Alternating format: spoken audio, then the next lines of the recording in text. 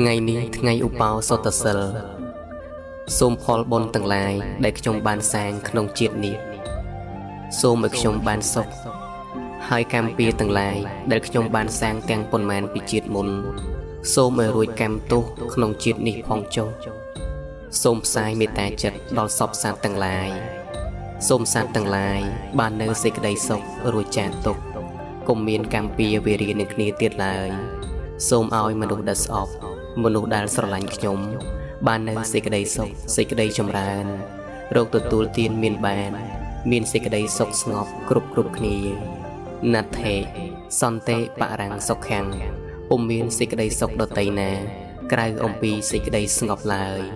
សូមអនុមោទនា